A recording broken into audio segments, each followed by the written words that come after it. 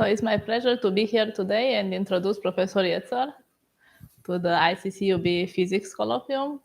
Professor Jetzer was started as a particle physicist, did his PhD at the University of Zurich, and then went to the US at Fermilab and CERN later, and eventually developed an interest in gravitational waves and general relativity. And so for the past almost 3 decades, he led the gravitational wave effort in Switzerland, and in particular the involvement in LISA, in tests of general relativity, and in ground-based detectors.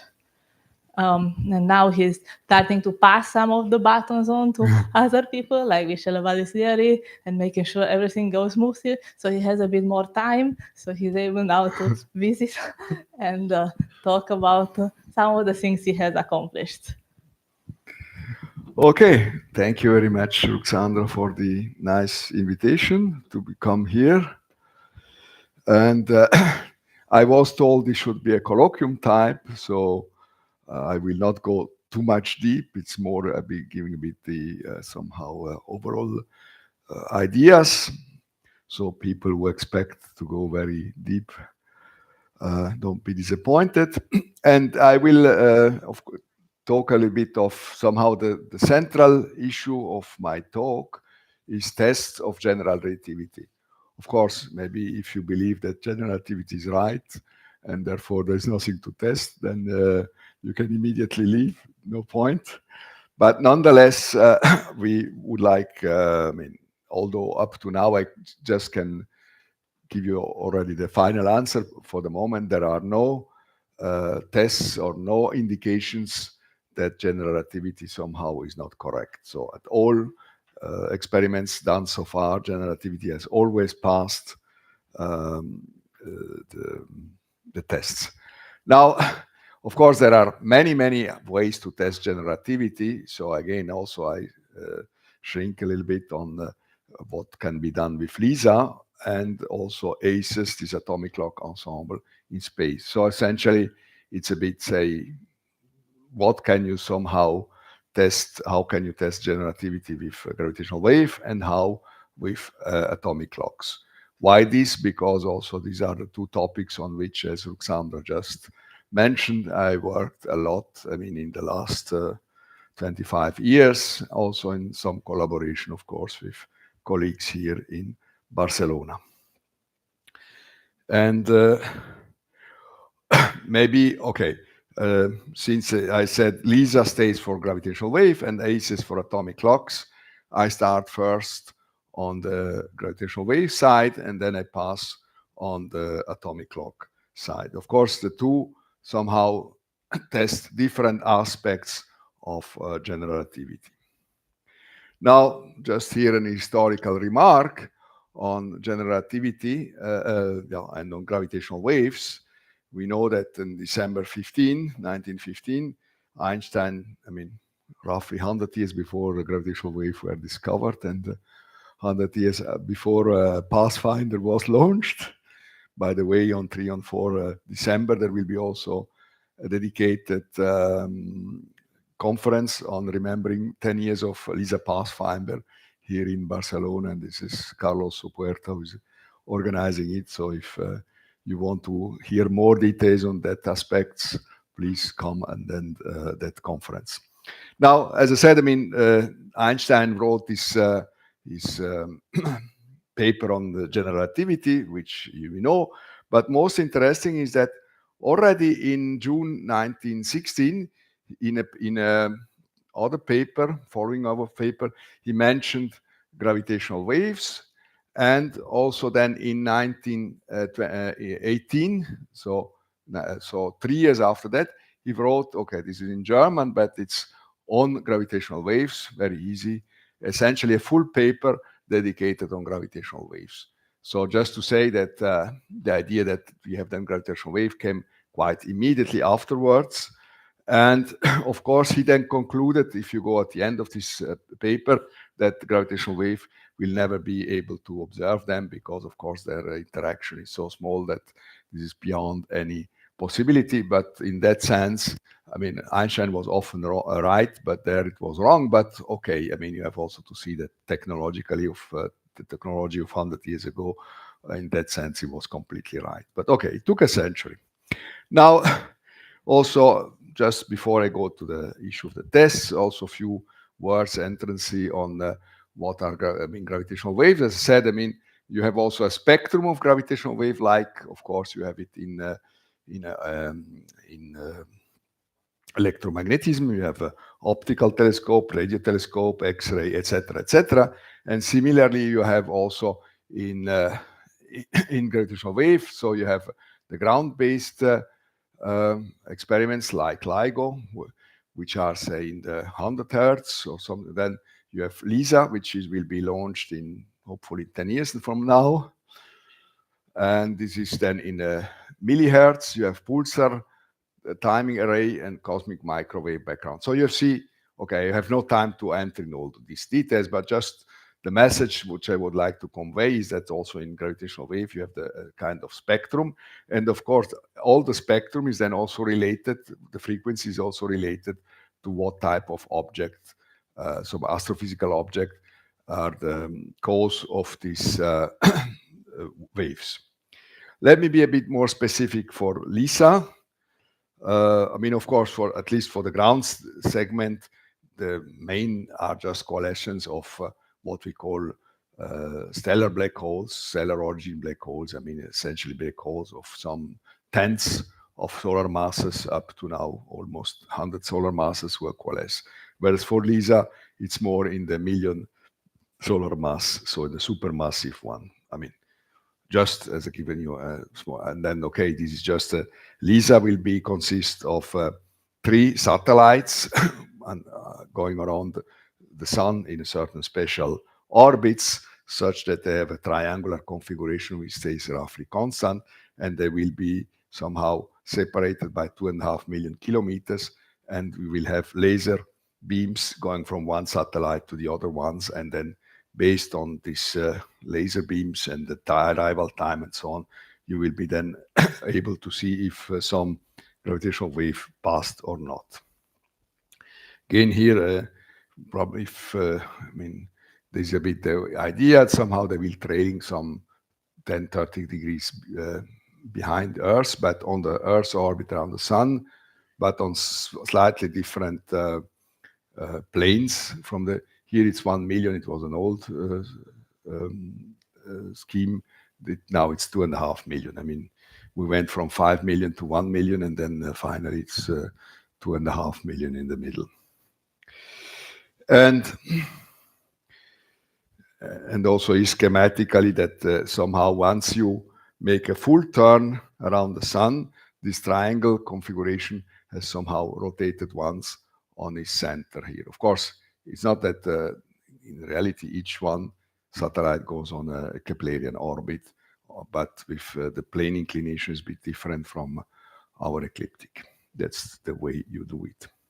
But this is also important because by doing that, it will also allow you to see a bit somehow the source from different angles, and this can be also an important point or something which can be of usefulness to understand the position of in the sky of your source, but can also be useful for, say, seed polarization. Okay, we'll come back to this point. Now here again also a short scheme. Somehow you see what LISA will be essentially looking at massive black holes. I mean, this is essentially the LISA sensitivity curve, and this is the sensitivity curve of LIGO, I mean, very schematically. And here is the frequency, and here is some equivalent amplitude of the gravitational wave coming. And LISA will be, as targets, will have massive black holes. Massive black holes, the idea is that in any center of any galaxy, there is essentially the galactic center, which is made of a very massive, supermassive black hole. In our galaxy, there is one of about 4 million solar masses. In M87, you have even 1 billion solar mass. And so you expect that, say, in the past, when the galaxies were closer to each other because of now we have expansion. So if you look in the past, they were in average closer. You had also collision between galaxies, and therefore you expect also that the respective centers will also somehow at some point coalesce and give rise to these supermassive black holes.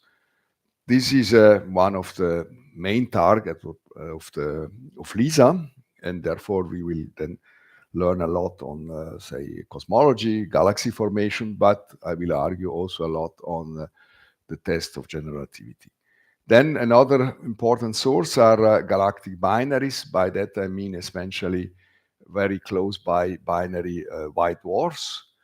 If they are very close, they emit gravitational waves because every binary system in orbit emits gravitational wave. Also Earth going around the sun emits gravitational wave. Only the loss in energy is so small that you will never see anything if not you wait for say practically infinite time. But if you are very close, then, and indeed we have also from astronomical observation, we know a certain number of very close binaries, white dwarf binaries, which are in our galaxies, therefore not so far away, from of which we know the masses, the orbit, everything, and therefore with using general relativity, we can predict exactly what will be the outcome in gravitational wave, frequency, amplitude, etc. And LISA will be able to look at several of them, actually many thousands, and therefore probably there are also all the data will be one or as a tower of data. I mean, each event is there.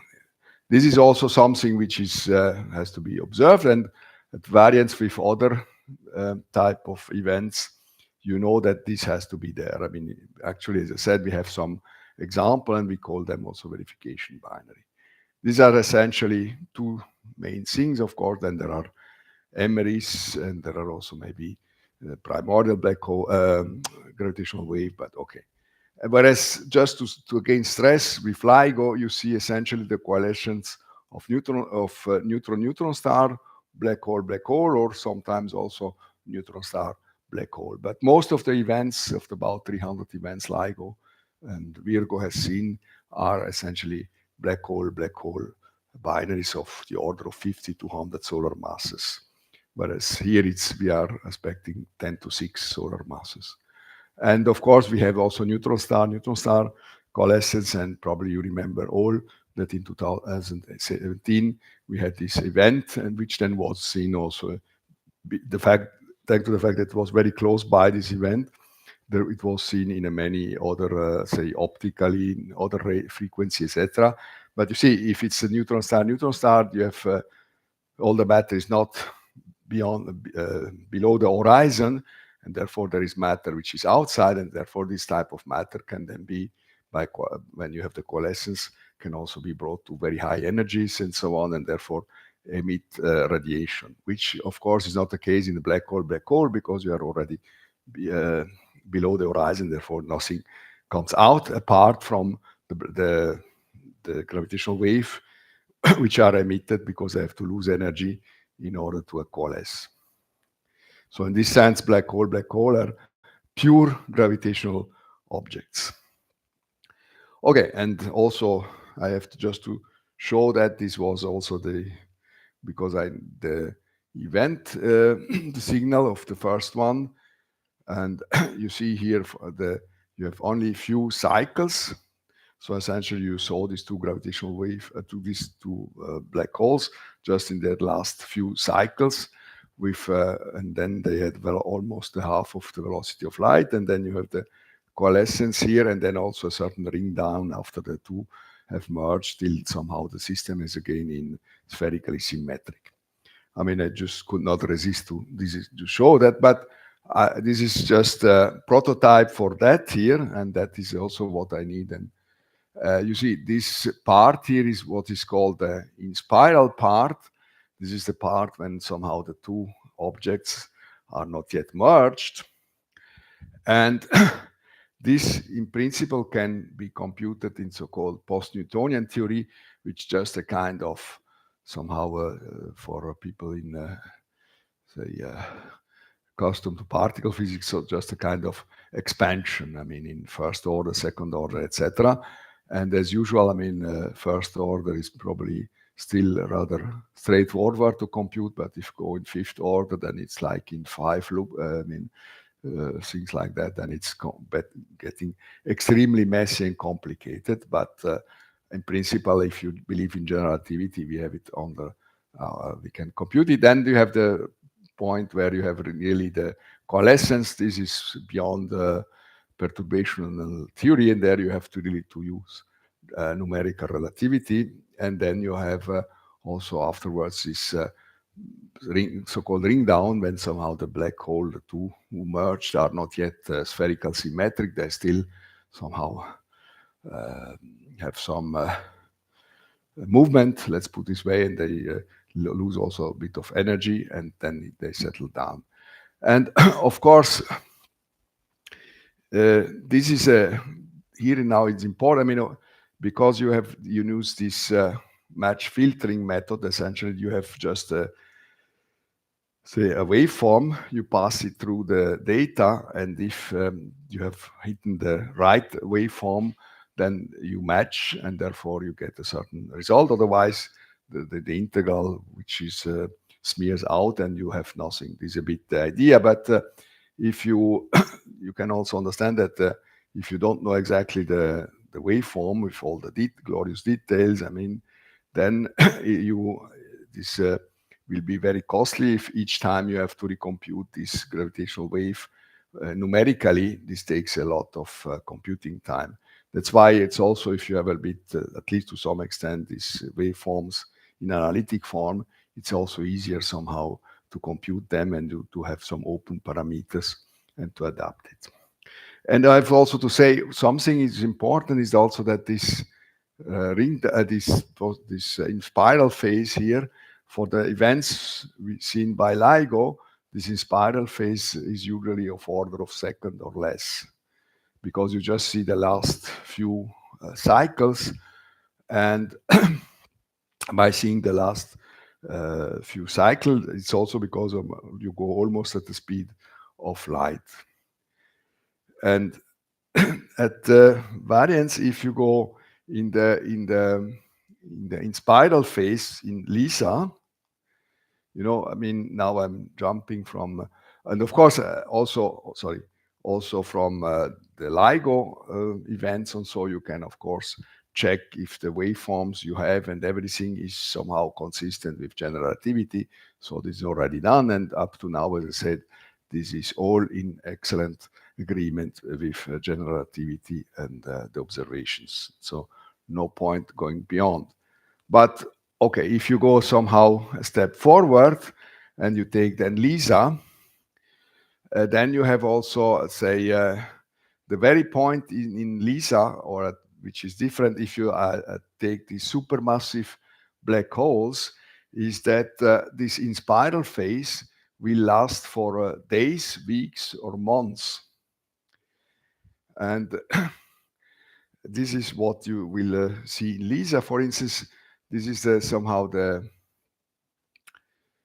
say the curve here, the efficiency curve, or by LISA. I mean, all up which is above can be observed, and here is some characteristic amplitude, and here the frequency. And you see, if you say, for instance, here this curve here, this would be the coalescence of two very massive black hole of 10 to 7 solar masses, say typically the ones which are in the M87.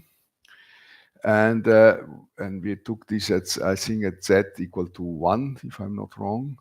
Well, I mean, so very high redshift, because LISA will be able to see this coalescence, these events, to a very, very high redshift, with very high signal to noise ratio. Essentially, LISA will be more or less covering all the volume, useful volume of the universe in the coalescence of this type of thing. And you see this enters about a month. This is then essentially the moment where you have coalescence here. And this is the enters of how the LISA band, I mean, the LISA, not only the band, but also where you have, you can measure it. roughly a month in advance. And you see that if you see this for a month, then of course also you have a waveform which lasts a full month. I mean, and therefore you can also be much more precise in when you see deviations from general relativity or not. And this is a big advantage. The same here, if it's 10 to 6 solar masses, then you still see it's also a month or something like that.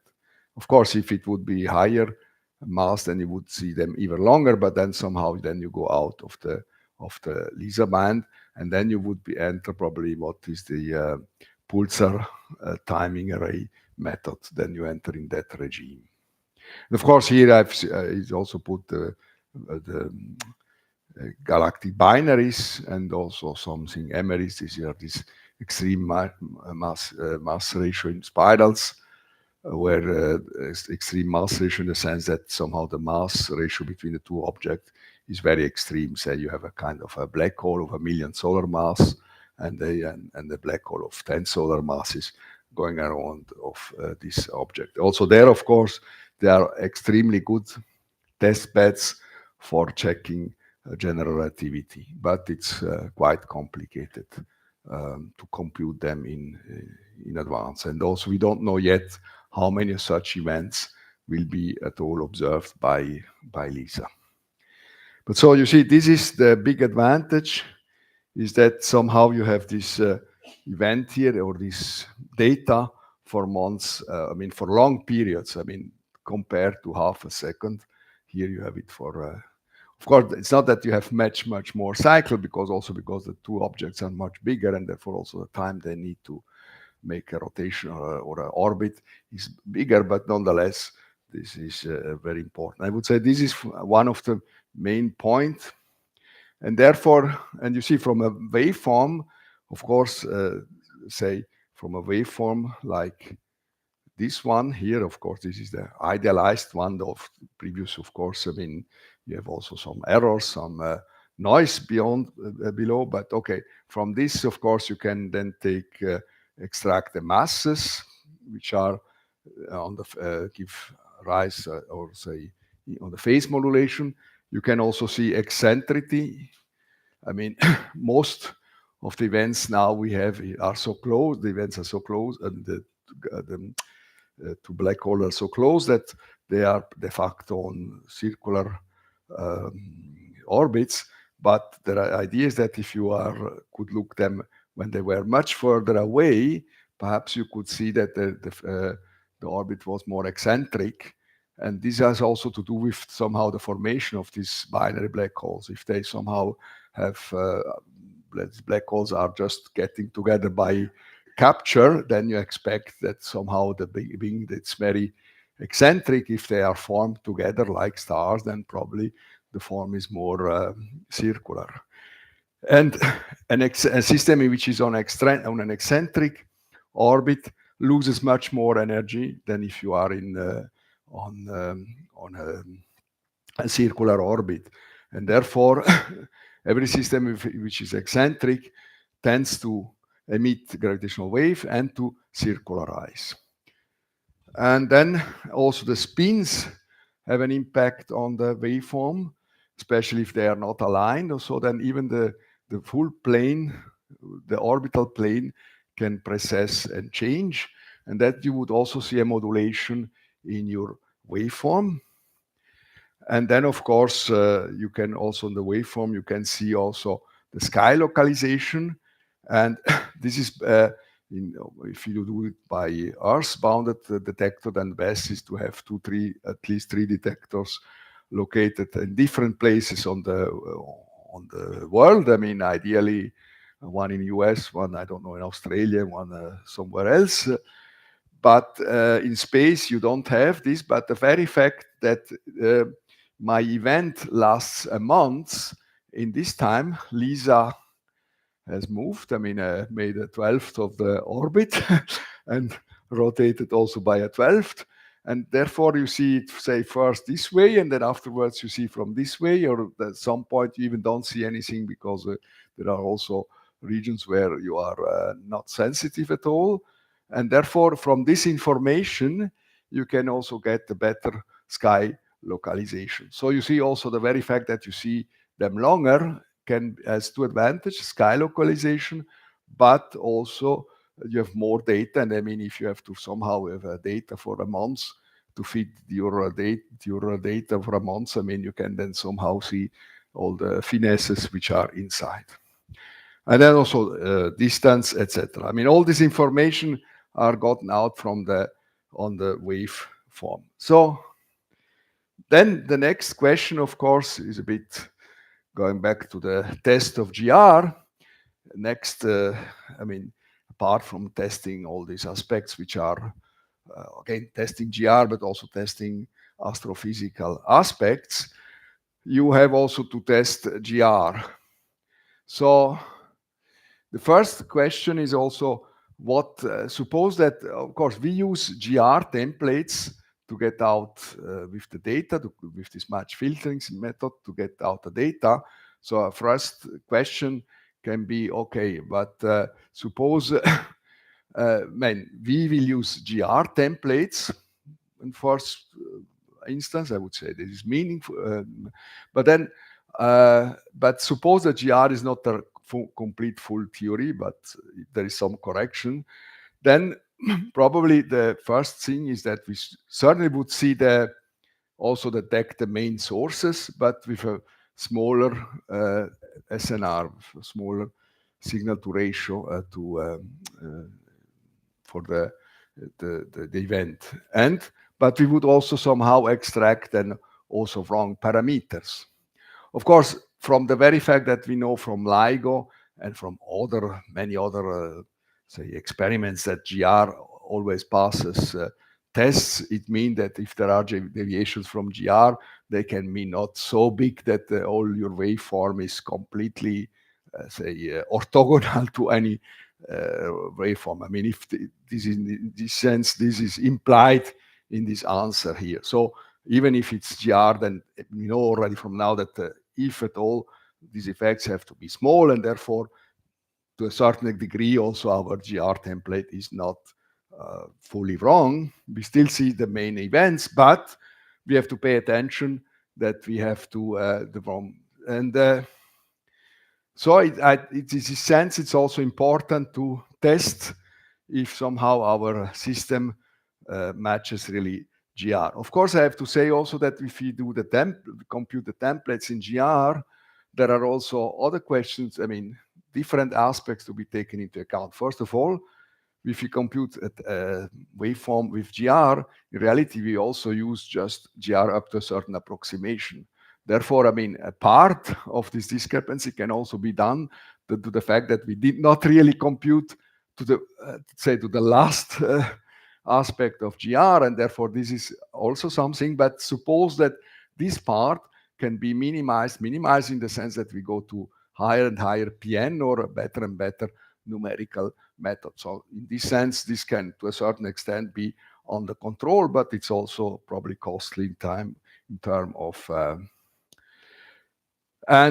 but also then it's nice to check and they said, I mean, supermassive black holes are certainly good example where you can test alternative theories because of what I said, you have this long time, I mean, this long sequence in your measurements. I mean, white dwarfs is probably not so good because the point is that they are, say, on the time scale we are measuring, say, a few years, 10 years for LISA, their orbit will not have shrunken much, probably almost not, you can almost not see this difference, or it's very tiny. Therefore, they essentially are like emitting like monochromatic waves. And therefore, it's more difficult from them to see difference. So here a bit more theoretical aspects, but I don't be afraid that I will not go into many details. Essentially, what you do is also then you can somehow incorporate these ideas that you have alternative theories. By that I mean probably think the word alternative is not so nice, because alternative seems to be something which is totally orthogonal to generativity. But given all the results we have now, it seems to me that it will not be just something totally different, but it will be generativity plus some correction in some somehow parameter space, let's put this way. And there, of course, when you have to analyze such a binary system, you have somehow something which is, you have the conservative dynamics, essentially somehow the orbits and all orbits parameters. But then you have also a dissipative part, which is because you are also losing energy. I mean, gravitational energy waves is nothing else that gravitational energy goes away, and therefore your system shrinks, and therefore it's not the same. And in both here you have, of course, modification if you have these additional theories. And say if you take this amplitude, this is a typical wave, gravitational wave, you see, then this amplitude, I mean, has, say, an amplitude, but also a phase. And especially the phase changes will depend also on your theory. So what you can do, and what we did also in the past, but now we can do it much more. I mean, Ruxandra also told me a bit to mention something we did in Zurich, and this we did also at the time. And essentially what you can do is then think, okay, what type of phase, which phase I have to introduce, or how does the phase change if I go beyond general relativity? And this is what essentially says here, that you add new phases here, and here we added just say one Brand-Sticky theory, which is just general relativity, where you introduce also in addition a scalar field. It was very popular at some point, this Brand-Sticky theory, but then was lost of interest. Or also if you have just a massive graviton. Okay, if you do that, you enter this new parameter, these new phases, and then of course you have to decide also to what expansion you go in PNs. I mean, okay, this for instance was done by 2PN. But in general, you can also, this is how the phase would change, but in general, you can also add also other terms here, which you can relate to different sets of theory. Sometimes I have to say also, depending which theory you have, you probably have somehow of the same power in X. X is given by this ratio here. So this approach is a bit more general, because you say, okay, I add all possible terms, all possible phases, and each term or each phase can then be somehow afterwards identified with some theory, or some classes of theory will all bring to the same. Of course, they will bring with maybe other numbers, but they bring to similar terms. This way, you have a bit more generic way approach to study that. And then what the idea is essentially then the following, that of course then in your say in your waveform, you put here this additional terms in the phase, and therefore also this means that under here you have a bit a different form, and then based on the data, and you put in these different forms, then you can also from the data get out some upper limits to all these type of additional phases, and this way you can also eliminate some of the, or eliminate or put more severe constraints on your theory. But you see also this is very important for that you have a lot of, say, a long sequence of data and not very short one.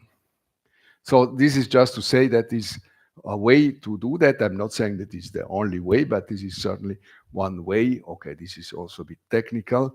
Another way also where you have to, which is very interesting and probably a little bit also from my point of view, be closer to the smoking gun, is the via polarization, because if you find some value here for say for your phase coming from another theory, you have always a bit the doubt, yeah, but is that really that? Did we not emphasize the errors in the data, or also pieces of GR we didn't take into account? And there will be always, I mean, unless it's a very, very high signal, but which is probably not the case, then there will be always be a bit of doubt, unless the data are so clean or the signal to noise ratio is so high, then when you see then something, then you can of course be quite confident. Another way would be to see also additional polarizations.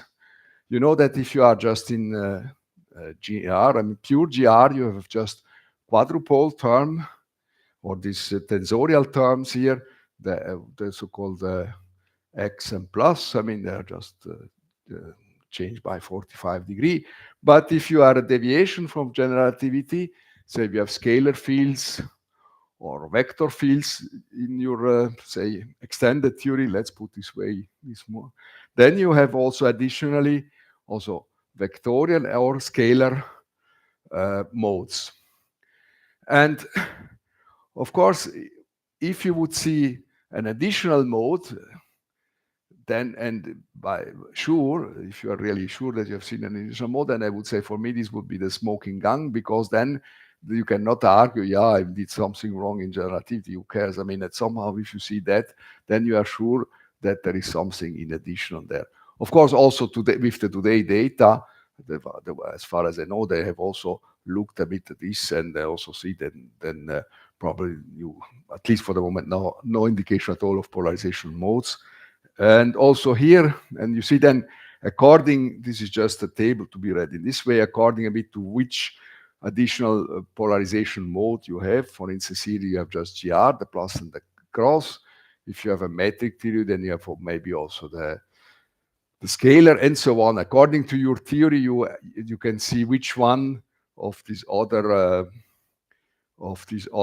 somehow modes you add, and this can be then somehow mapped to at least to a class of alternative theories.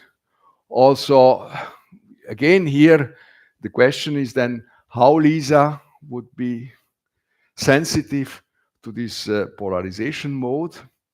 And I have to say this is not so an easy task, but also it's not so much sensitive unless also this lasts very, very long time. And then you see somehow from very different regions in the sky. I mean, this is also the advantage if you look at the event which lasts long time, then you have a chance somehow to see something on that. Okay, I would here, okay, here's some sensitive curve based on different modes, but okay, let me go on. And then, of course, another way to see also test of GR, this has also been done for the neutron star merger. You can also somehow put limits on the graviton mass from arrival time, and with the neutron star coalescence, this has already been put that somehow this has to be somehow very small, or corresponds, say, to a graviton mass that has to be smaller than D1, 10 to minus 23 electron volts. This is already based on present on the black of the neutron star merger, but also in LISA. If you do that in LISA, and you would see somehow again the electromagnetic counterpart, say from a coalescence of a very big massive black hole, then you could easily also somehow improve this limit also by few order of magnitudes, and therefore you could also then somehow this way see if there are Lorentz violation effects in the gravity sector.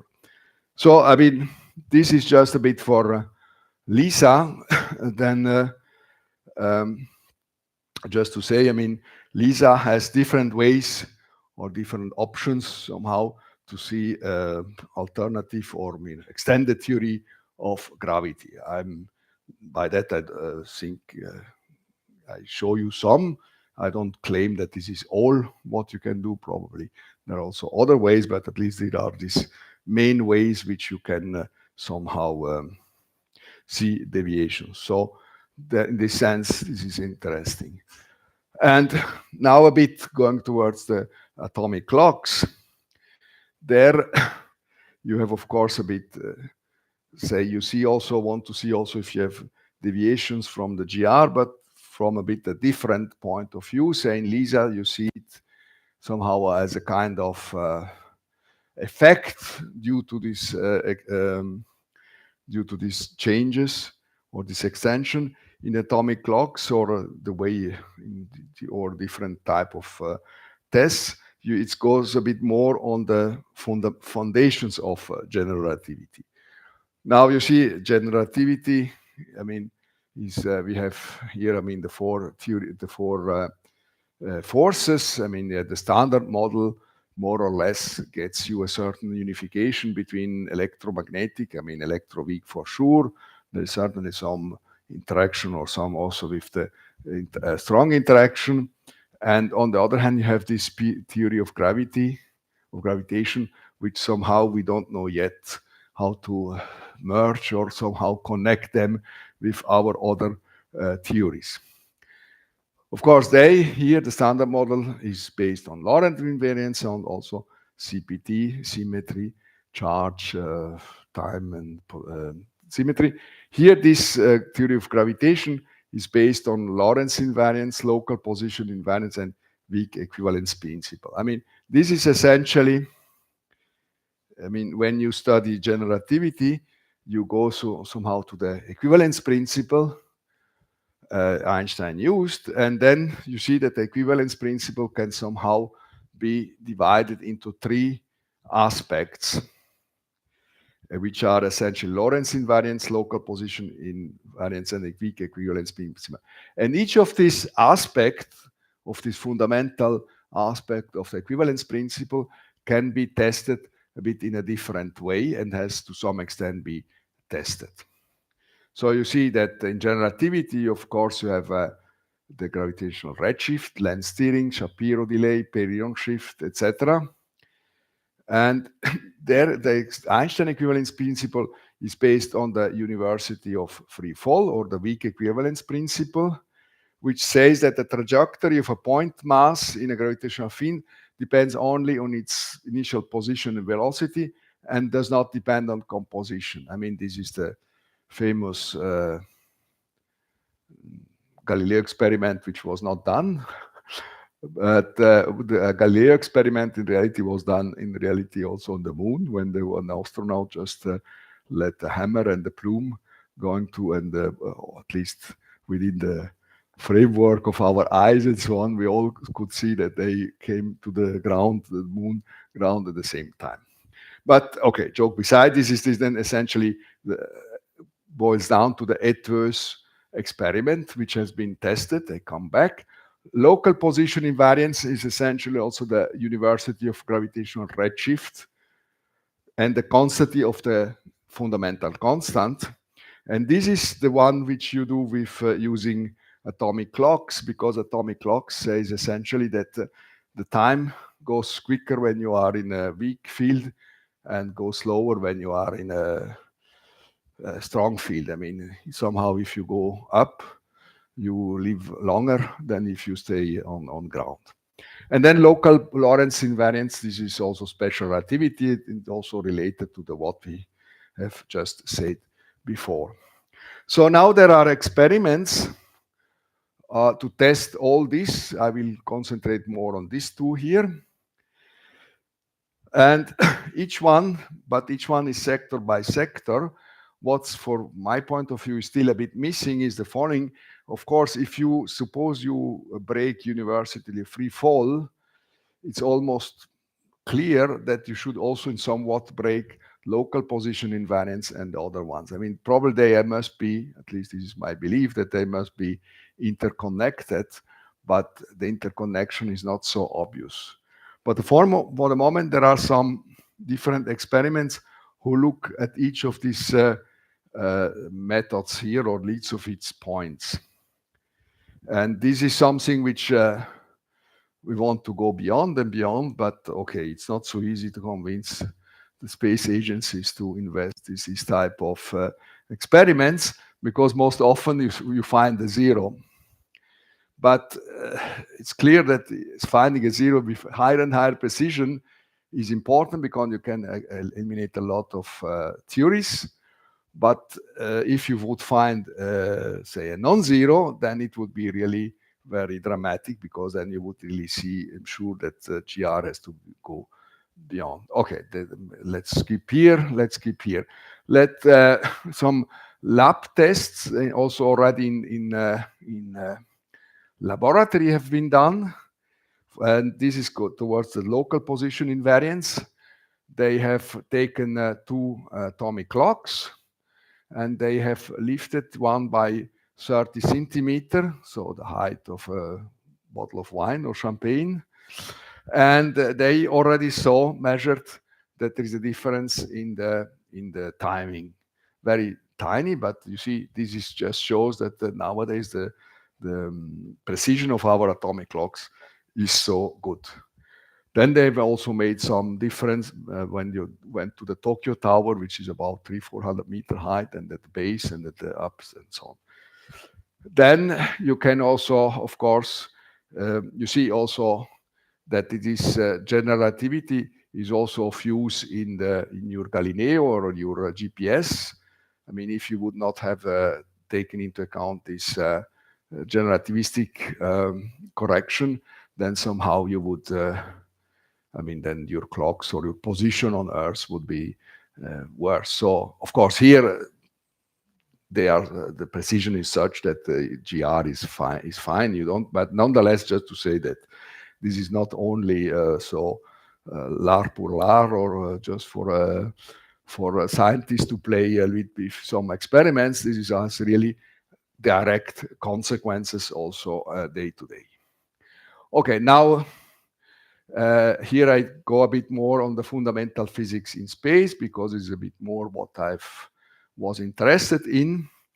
And they have also with 76, they have with gravity probe A, they measured essentially the gravitational redshift, and they saw that this redshift as compared to GR cannot be different, or I mean, if there is a difference, this has to be relatively less than 10 to minus 4. So still, I mean, it's precise, but not so very precise. And with Cassini, you can also test, and also with gravity probe B, you tested the gravitomagnetic effect in lens steering to 20% and the geodetic precession, so almost to 0.3%. These are other aspects, but always important. Okay, maybe that I can skip.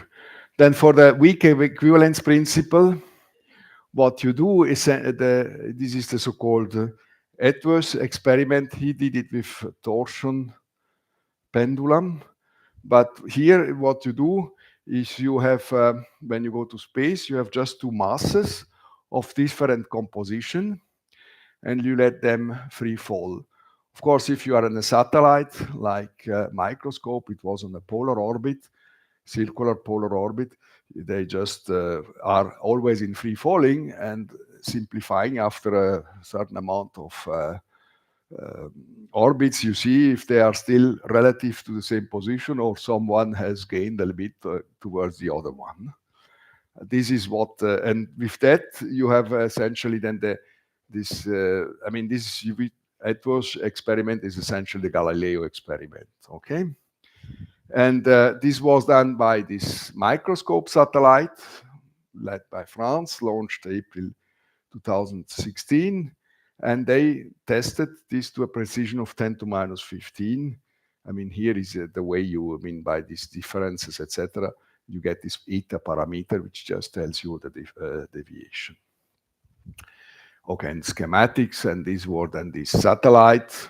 And of course, the measurement was roughly 100 times better than what you do on Earth with pendula and other methods. And it's also drag-free. I mean, it has a bit some similar technology as LISA Pathfinder, and indeed LISA Pathfinder was still better.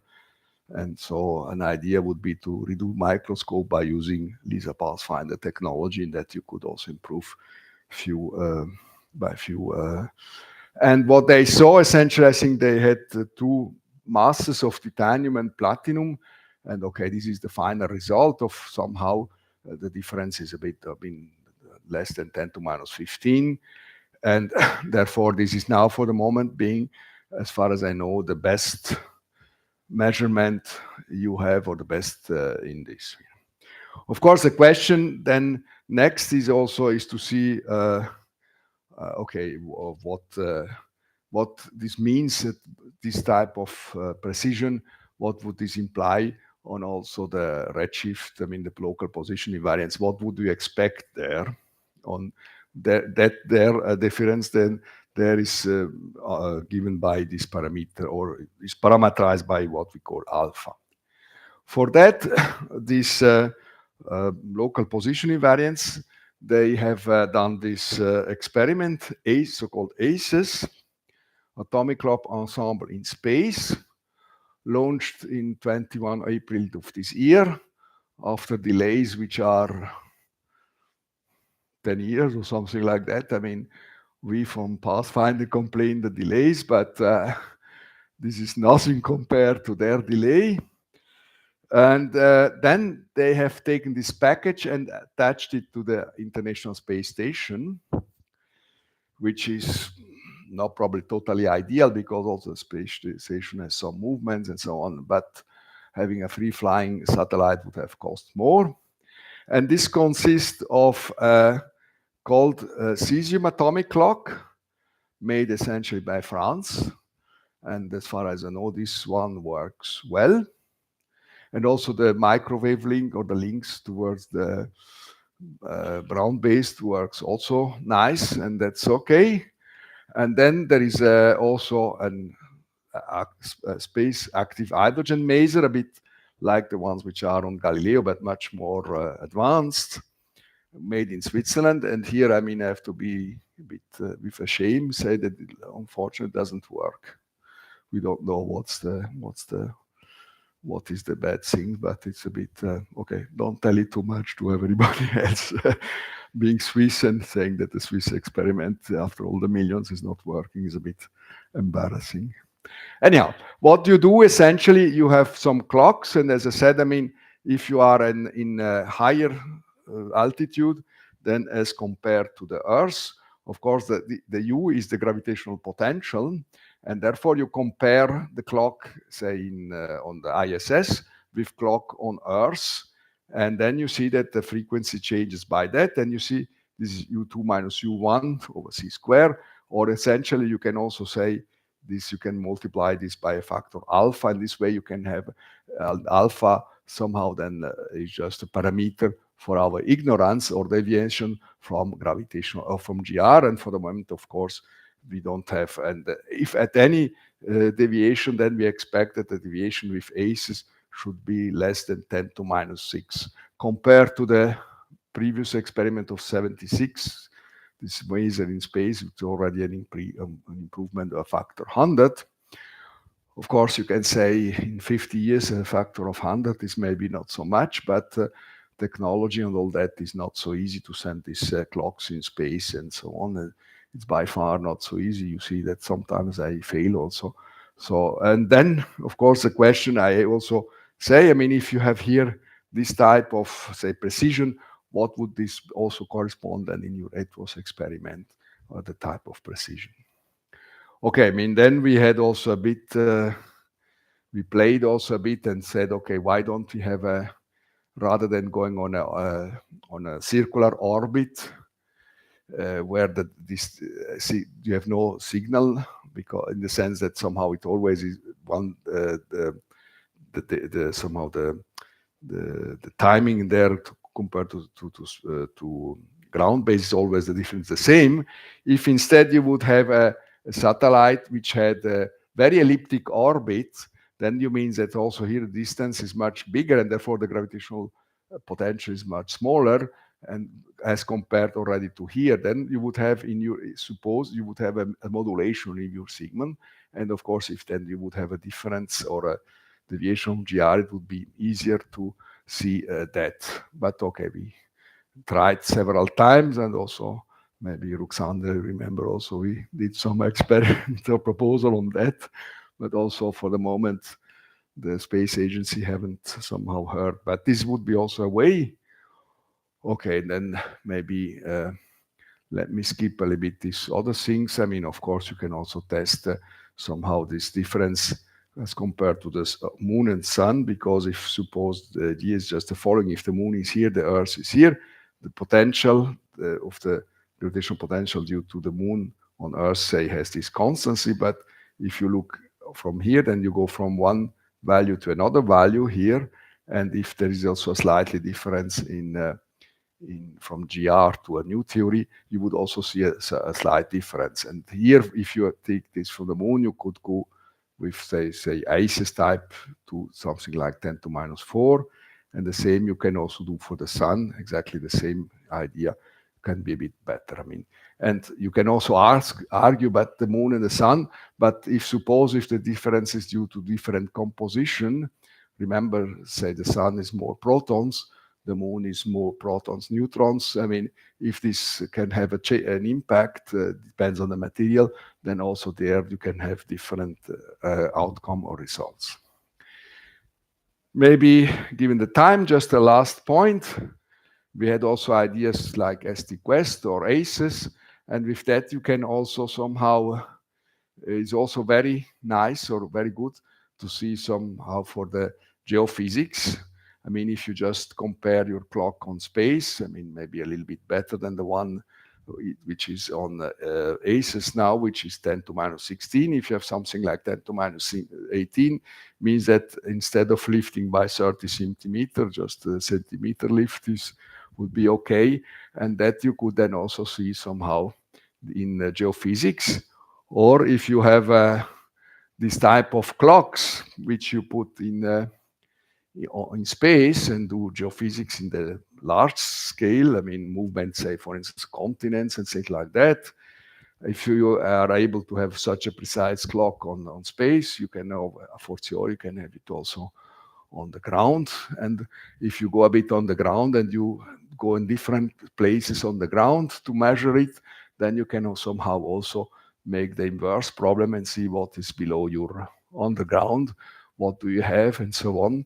And this was then something with Ruxandra when she was still in Zurich, and also in the second paper also with Andy, we had made a bit of geophysical application of this type of things. And indeed, if you look somehow when the papers on people who do even more precise and precise atomic clocks, they have all somehow a paragraph what it is good for.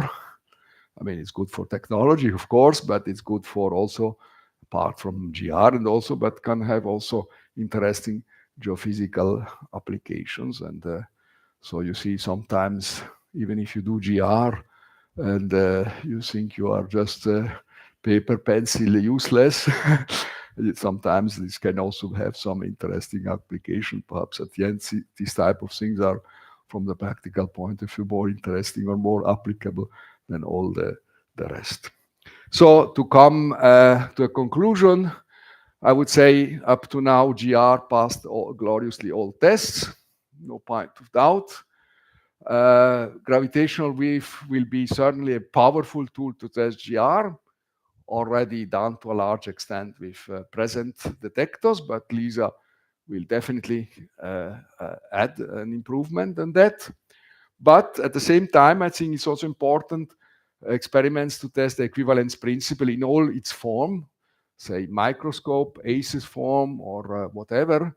And this reminds me, it's a bit like in particle physics. On one sense, you go to higher and higher energy, but the other way is to have, even if you don't go to higher and higher energy, but to have experiments with higher and higher precision. So this, I would say, this would correspond a bit to these higher and higher precision experiments. And I would say somehow this type of experiments here should be seen as complementary and also very, very useful. And for that you need, of course, satellites and a lot of important technology, interferometry, and et cetera, which can then also have use or applications in many other things. Okay, and again, thank you for your patience. And as I said, I mean, of course, this is just a little glimpse on a very broad topic. Thank you.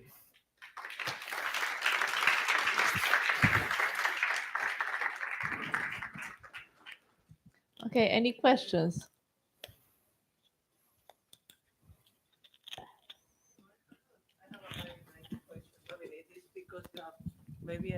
Maybe I miss it, but you have told about all these possible tests with Lisa, for example, but I didn't see a comparative of the sensitivity, the expected sensitivity with present bounds on any of this. For Lisa, you For mean? example, yes. That I did not put there. I mean, No. no. So we don't know how much we are gaining.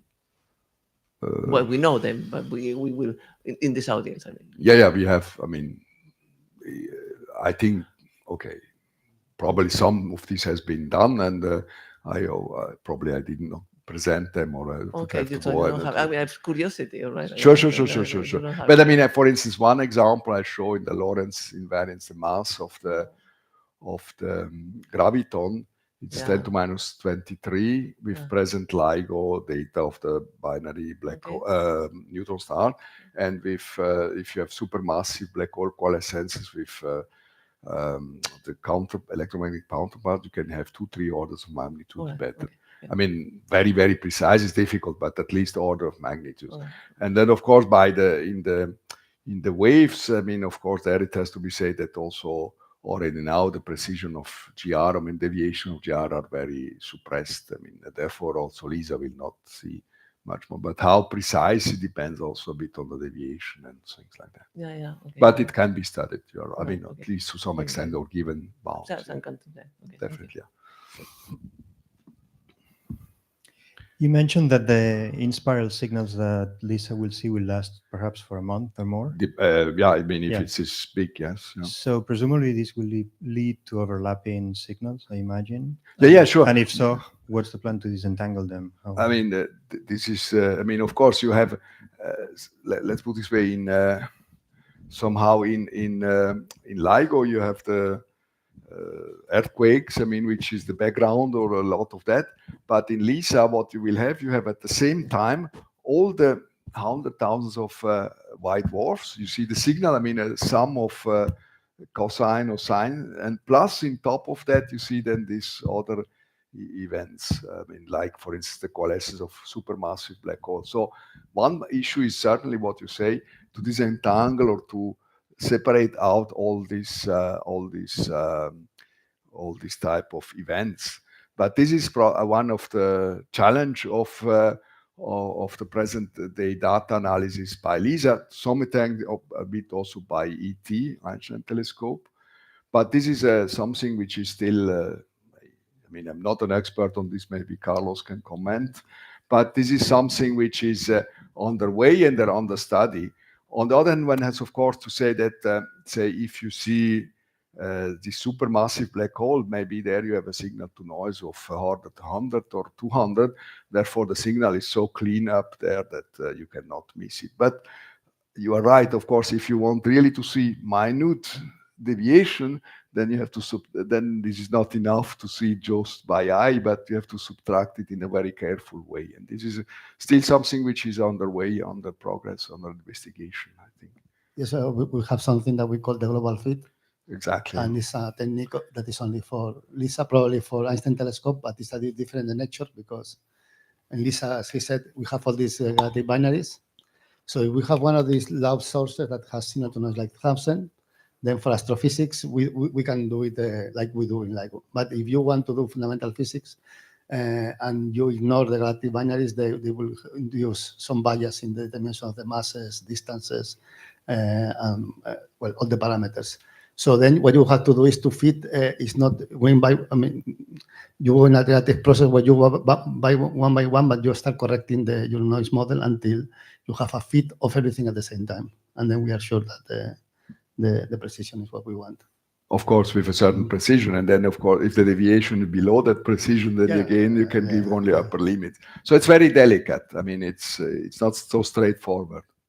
My question was more whether you can have overlapping signals that you're interested in, meaning many signals coming from or more than one signal coming from supermassive mergers that overlap. And how you distinguish one from another. That's again the same thing as Carlos was saying. Of course, you are right. I mean, suppose if you, the white dwarfs, these are contemporary. That's no question. Also some memories maybe, but you are right. I mean, suppose that you have, say, the rate is every 2 weeks, no, and they last a month. Then of course you have overlap, and then this is again, but that you have to take into account in the global figure.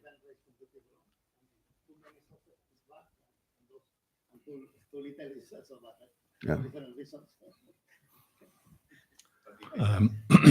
Excuse me. How good is? Oh, sorry. How good is our knowledge about the geopotential of the Earth, taking into account that ACES is flying at about 300 kilometers of height? Yeah. So, to which point we can say that all the changes in the signals are due to relativistic effects or due to our acknowledgement, our ignorance about the details of the geopotential. But I think for the, I mean, of course, the geopotential, you have also these GRACE satellites, no? These are 2 satellites which are flying information, and then they are also connected with microwave, or also they tried it also with laser to somehow for pre-studying LISA. And that with that you see also the Earth, I mean, what happens on Earth, essentially. I also say in the Greenland and this piece, if you have less water or so on, you see all this type of differences. But here I think the point is that it's not so necessary, because what you compare the clocks, it's just a comparison with the clock, say, in the space and the clock on Earth, and you don't care much on the other. Okay. I have So another. this is for GR. Of course, if you do other potential, then it's another issue. Yeah. I have another curiosity. I mean, more than 20 years ago, we discussed a little bit with Katia Grimani and Professor Lobo about the influence, talking about LISA Pathfinder at that moment, about the possible influence of the solar wind pressure and the solar electromagnetic pressure on the spacecraft and the error that it will introduce. But at that time, the distance was about half meter between the spacecraft and the mirror. Now it's about 1 million. It's 2.5 million. Yeah. Are there any study protocol or any way who has studied the possible influence of this minor? Well, in some sense, the fact that you have this LISA, you have this free, this drag-free system, is essentially that after all, your cube, which is somehow your reference point between them, which you measure the distance or the time, they are shielded, and therefore, of course, you said correctly, the satellite is bombarded, and the satellite has some movement.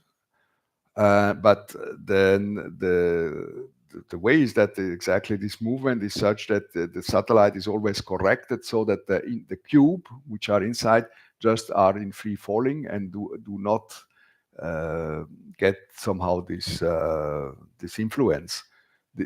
That's the way. That is what LISA Pathfinder just demonstrated, and this is the technology which will be used exactly in LISA. So in this sense, this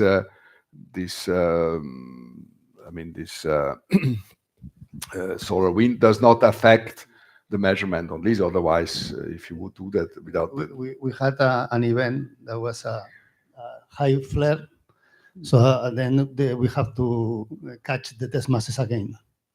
Yeah. So for a while, it was not measuring. I mean, if it is an exceptional event, this can happen. Yeah, but because then somehow it was not enough to. No. It was so big that it was not enough. Well, there was one we have to grab again. But okay, then this period of data will then just be cut out for the gravitational. But sometimes it might be also interesting for solar physics. I mean, Katia Grimani, she works on this. So, or also maybe that some influence of the, say, on the potential of the gravitational potential of the sun can also have some influence, but that you can subtract. Yeah. No. I think that Carlos answered correctly. What my question was not about how isolated is the spacecraft, but how the distance between both the spacecraft, which is 1 million kilometers, could be affected because the pressure will be different. Sure, on sure, one and the sure. other. But you're right. Also, the three spacecrafts. I mean, I presented it in a bit in the way that somehow they are in a triangle and that they are fixed there. But in reality, they are not fixed there. They're also moving a little bit relative to each other. But this has to be compensated by these TDI methods, and then also some of these movements are out of the in other frequency band, which are not out of the LISA frequency band, and therefore they don't affect your data. But you are right. But this is with the TDI method is somehow this post-processing of this laser timing arrival that you can eliminate all these additional sources. Sure. Okay, let's thank Professor Jetzer again. One last question first. So, what are the event rates for supermassive black hole mergers? Because you mentioned it several times, but you never said a number. Is there a? I didn't say a number because we don't know it. But I mean, some rates. Are you expected to see a few per year, a few per month, one per 10 years? I mean, what is the? I think the best. 200 per year. Okay, so so we expect to see many of them. I mean, probably probably from the PTA events, we could get which are somehow if this is due to more massive black hole coalescence. If you have there a certain number and you take this somehow you think this is due all to this type of events, then you can extrapolate some, but it's still an extrapolation. But I mean, the honest answer is that we will know once we measure it. But it's really so that it can be between few, as Carlos was saying, 200. So okay, that's good enough. Now with James Webb, I think they are finding more black holes than yeah. we expected. So maybe there's some. And also some which are quite close. Yeah. Because you see, also a problem is that if you have the merger to galaxies, that somehow this big center get close to a certain amount is probably not so a big issue. But there is this last parsec. I mean, at some point when almost no mass around, because it all has been cleaned up by the vacuum, because black holes are big vacuum cleaners. And then afterwards, somehow that they come so close that the emission of gravitational wave takes over and becomes very relevant and measurable. That's not so an easy issue. There are some issues there as well. Thank you for the nice talk.